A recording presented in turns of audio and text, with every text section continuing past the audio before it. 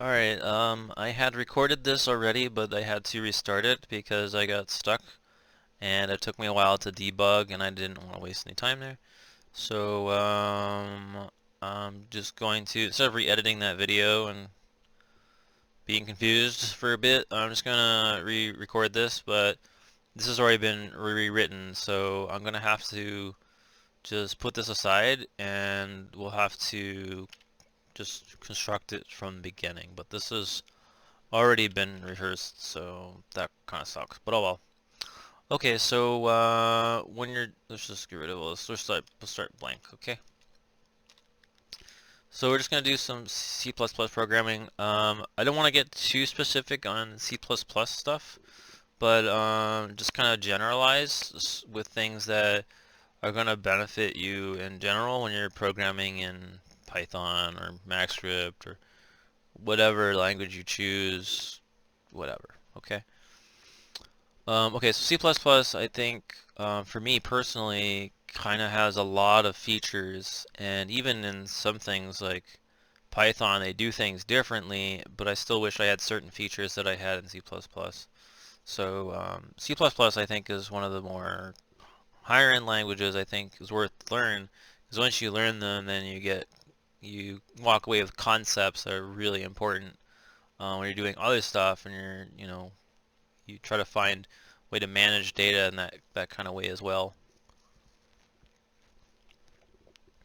Alright, so what we need to do is come up with a class so that we can read our file.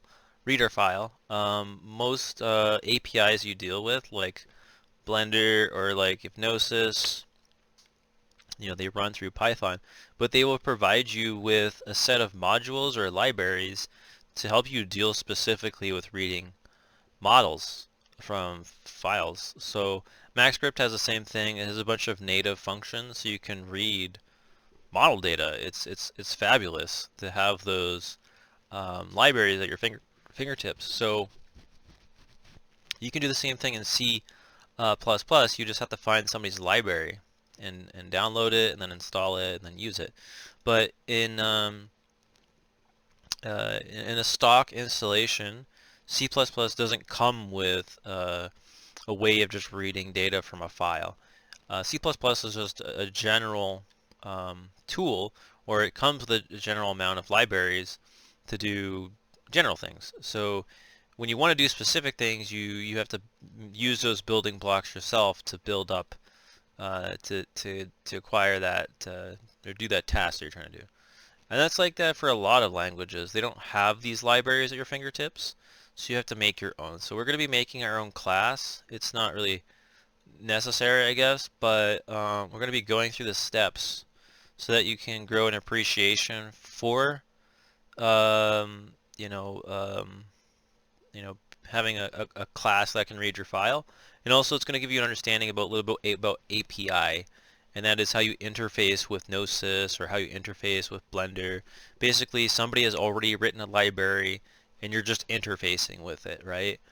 So that's what an API is. So yeah, so we'll get into that. Okay, so we're going to include IO stream so we can print stuff to the console if we need to. We're also going to include a new one which is called fstream. This is a standard library which allows us to deal with files. We're then going to also include the using namespace standard so that we don't have to explicitly express that we're using functions from the libraries, the standard libraries. So just assume that we're using them from the standard. And then we're going to create a class.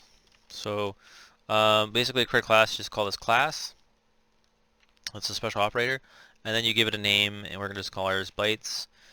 And then curly brackets, and then you put inside there what you want to do. So the power of these comes into when you start creating functions inside of these classes. So for example, I can call this one hello. Okay, no inputs, no outputs. So it just looks like this. But then we can call it like we're defining a type. So if you remember when I was talking about types, we can define a number by first defining its type, then the variable name, and then we've declared it, and we can even assign it in the same line. So we do all this stuff here. So when we have a class, we can use the class as the type. And now this variable, we call this the object, now contains all the functions that are inside of the class. So if I want to access that function called hello, I would just type in the name of my variable, which is object, obj, and then I can type in period, and then it gives me a list of functions. Okay, so this is fantastic. So this is what they call in C++ object-oriented programming.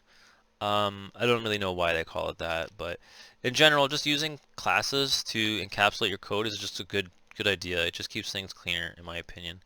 I don't find it like a complex thing or even overkill. Some people think it's overkill to do classes. I don't really think it is. I think it just keeps things organized. Otherwise, you would have something just called hello, and you would have to write it in there. I think maybe it becomes simpler, maybe. For seeing what's happening in the flow of the program, because some people, they start using object classes and they go way overboard, because you can actually inherit classes inside of classes, but we're not going to go there. We're just going to use classes in the most simplistic form. Now you notice when I access the member functions, this is red. It's kind of hard to see, but it's red. That means that it's privated and I can't access it. So with classes in C++ anyway, they have access to, well, access levels, because typically you're going to be putting this into a separate file, and somebody's going to use your file as an add-on or a library, and you might have some sort of information here that you don't want them to touch. Maybe it's a count or an address to some sort of variable that's managing the data inside, and you don't want anybody to screw around with it, because if they do, it might crash something.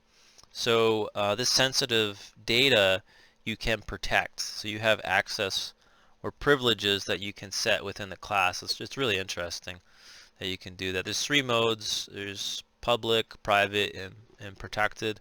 But we're not going to get into that. So to just get out of that, we're just going to use a struct instead of a class, which doesn't have any privileges. It just, everything is publicly accessible. So now if I access this, it'll say hello. Okay, so every language is going to have well, some of them don't, I guess.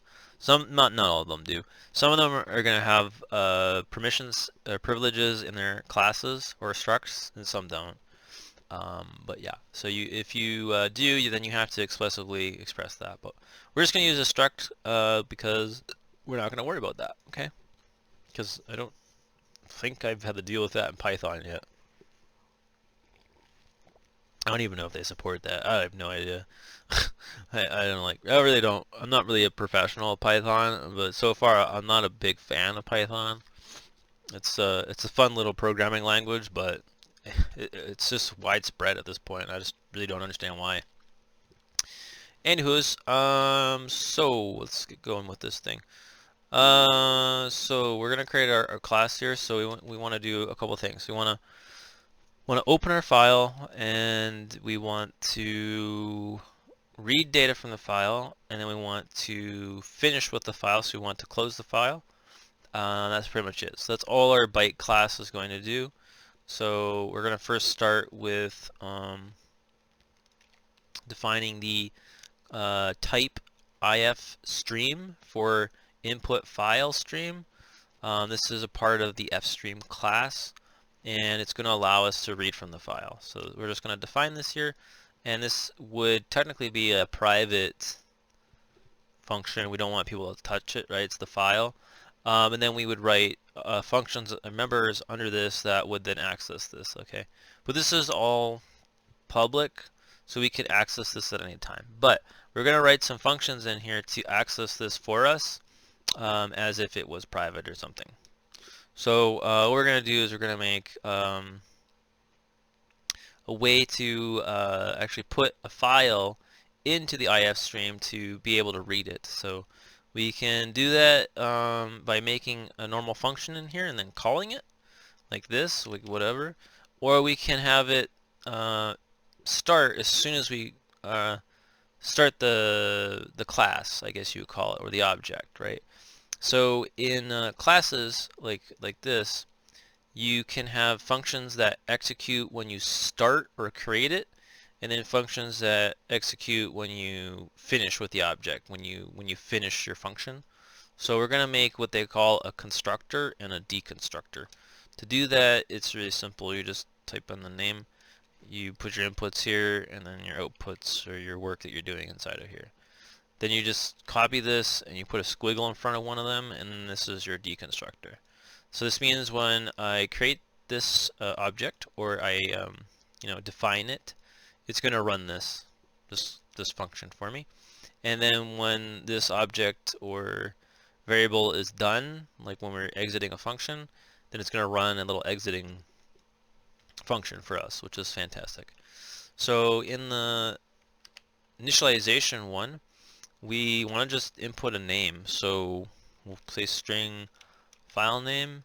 This is going to be the name of the file so that I can just open the file for us in the ifstream.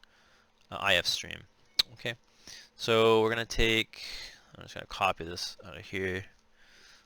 Okay. Yeah, come on. Alright, here we go. So we got this here, and it's just taking our app file, which is our fstream class or type. It's using a function called open, and we input the name and then the type that we're inputting in here. So if you want to learn more about that, you just basically switch it into Google. And for example here, this is an excellent website, c++.com. They give examples and explain how everything works. Another awesome source is obviously Stack Overflow. Every programmer who's learning will go on Stack Overflow because pretty much everyone puts their solutions up on there, which is amazing. But it explains how you would go about doing this in this example here. So, which is basically what I just copied when I made mine. But yeah, we're just basically looking at this if we're having any problems. If we don't understand anything here, then we go to Stack Overflow and we post a question. That's how that would work, okay? Okay, what was I doing? Okay, so we have our file stream here. We've opened it. And, oh yeah, I was talking about this. Yeah, right, yeah. That would be in the documentation, my bad. So it says, no, that's the, where am I in right now? Oh, I'm in the wrong one. So we want IF, what is it, IF stream? Alright, IF stream, and then, is this IF stream, and we're looking for, formatting, constructor, open. Okay, so we got open. Here's an example, and then, yeah, so they're talking about the different input types. So we have binary, I don't know what this one is, 8, app, truncate, so it explains them in here, and it gives a demonstration of it in here, okay? Okie dokie, so let's get this started then. So we have this now being opened up in here, okay, and we need to check the condition of the state of the file being opened or not. So we're going to store another variable here, which I'm just going to call isGood, and we'll just we'll assign this down here, and file will have another member in it called good, which will return if the file was open or not. Okay, because we need to know if the file can be read or not. Alright, and so now down here, all we need to do when we exit this class is just to close the file out. Because in your Windows computer, when the operating system lets a program open up a file, the operating system will lock the file so that a second program can't fight over control over that file. Because, for example, if you're trying to read from a file and then a separate program tries to delete that file, then that would obviously be a problem. So file locking is basically Windows will lock the file so that you can't touch it anymore. So when you open a file, it's going to do that. So you need to close the file so that it's not like that anymore. You don't want to lock your file and have to restart your computer to delete the file. Okay. So yeah, so there's our deconstructor that gets ran when the function or the program ends. So it's just going to close the file. So pretty simple. And we're pretty much good. So that should be it. So this is going to be obviously our file here, and then we're going to input our well, we can call this F for file stream or something, and then we would put in our file name, the full path to our file name. So let me just quickly find the folder for that. Give me a second. Okay, here it is. Oh, wrong button. Alright, so I'm just going to paste in the file path. So a string has to have double quotes on them. We're going to paste it in there. And with strings in particular, certain characters are reserved. So such as like these blue words that are highlighted, these are keywords that I cannot use as variable names because they are reserved by the system. So same thing with strings. Some of them are reserved and you can't use them. One of those is called /. So to get out of this, you have to use another slash. So we have to replace all these single slashes with double slashes. Okay. Again, you can look that up on the internet if you're interested in learning more about C++ programming. But in general, all programming languages have this problem where the strings reserve commands, and you have to use a special character to allow you to use a single slash or something like that. I know most of them usually use a slash followed by the character. For example, this. So in here we have a double quote. You cannot use another double quote in the string. That's illegal, right? So you have to use a slash followed by that, and then it becomes a legal character, right?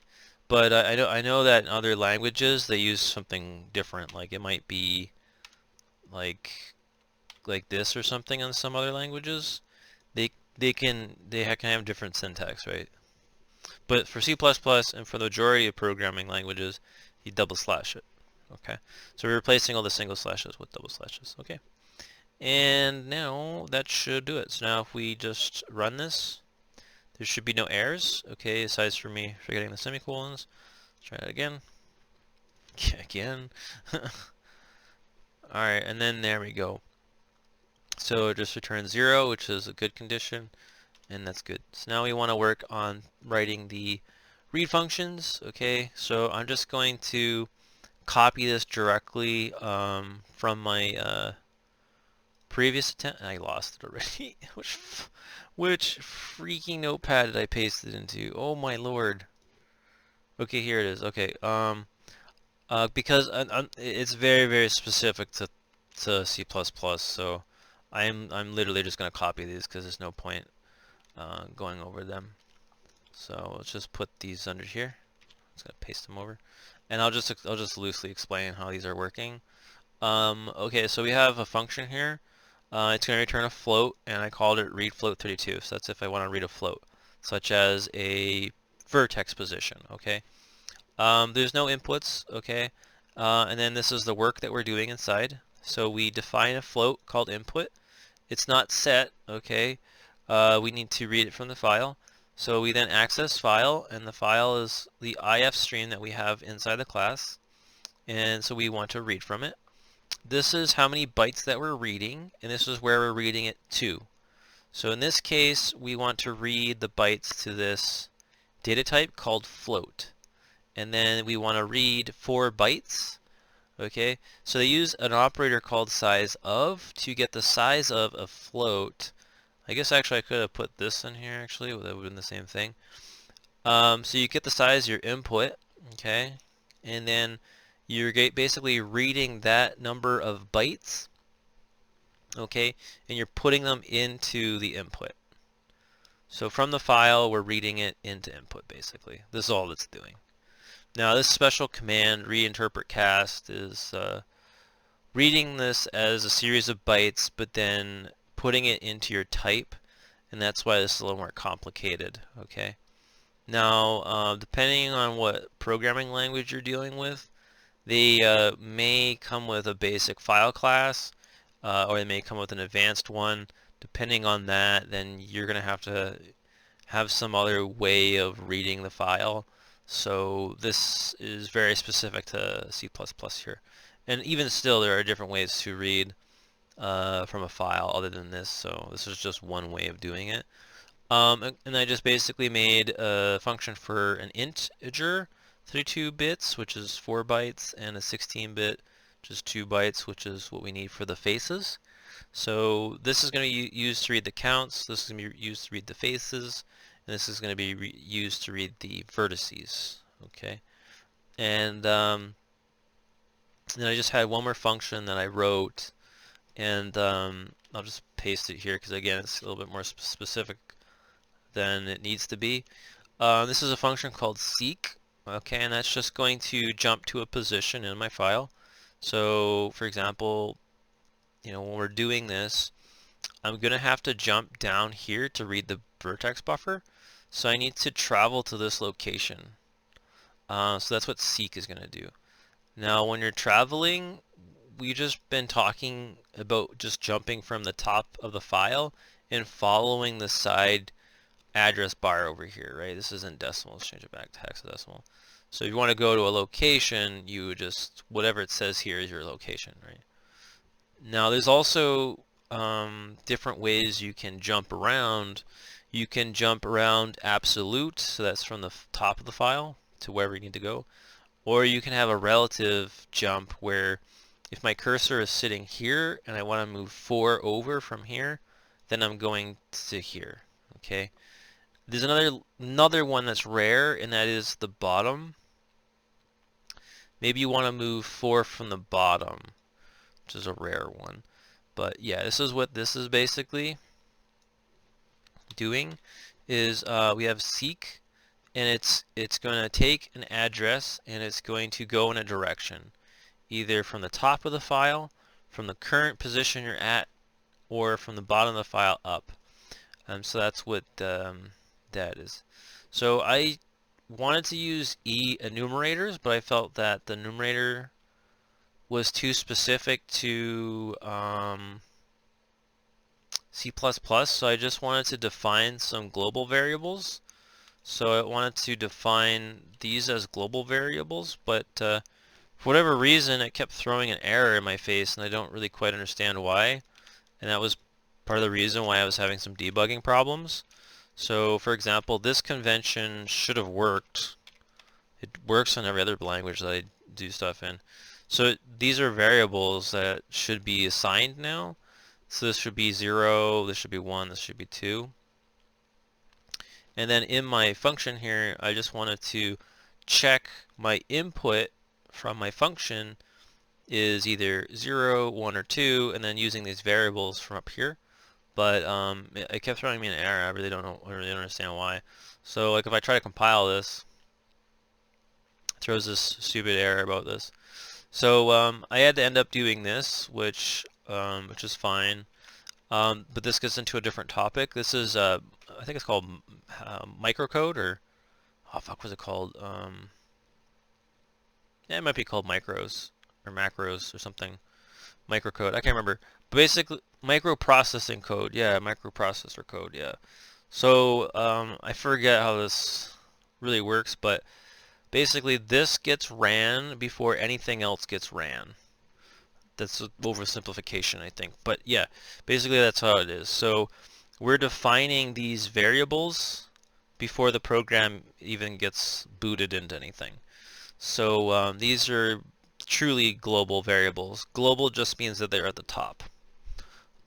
So I don't know why my previous convention didn't work. I'll have to ask have to ask a friend about that. But this was a workaround that worked for me. So now it's picking up these. This is very specific to C++. If this was like Python or something, that should have worked. So I don't really understand. I'm not always just programming in C++. I'm hopping around, from Python or MaxScript or something. So yeah, I'm not the most knowledgeable. But anyway, so yeah, so there we go. I got like a print in here. Let's get rid of that print. I don't know how that got there. Okay, so that's pretty much where we're at with the function, and I'll just show you how it works. This is our read class, and yeah, there we go. So we have bytes that's defined here. We open up our file into F, okay, and from F we want to read integer from it, so int 32, and we can print it using cout. And we can then end the line, and we can run this and see what we get.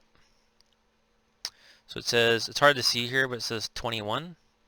So if we go into our hex editor, we're going to see, if I go to the top of the file, this is 0, the address 0, and the value is 21. Okay. Let's say I want to jump down here to 50, which is 1C or 28. Let's do that. So we're going to use now f.seek, and then we're going to go, what was it now, 50. So to input a hexadecimal number, you use 0x and then followed by the number, so 50, and then we can run this and see what we get. So we get 28, which is correct. Okay, now let's see if we can get a float value. So float value here, click here. I think that's a string, so that's not a float value. Okay, so this is a float value here. We have 1.07. So this address here is 138. And we'll read a float. And so we have 1.07888. Okay, so this seems to be working all good. So we'll be then now using this to read the data from this binary file. Okay, but I'll be doing that in the next video because this has kind of gone on a bit long. Okay, thanks for watching, and see you in the next one.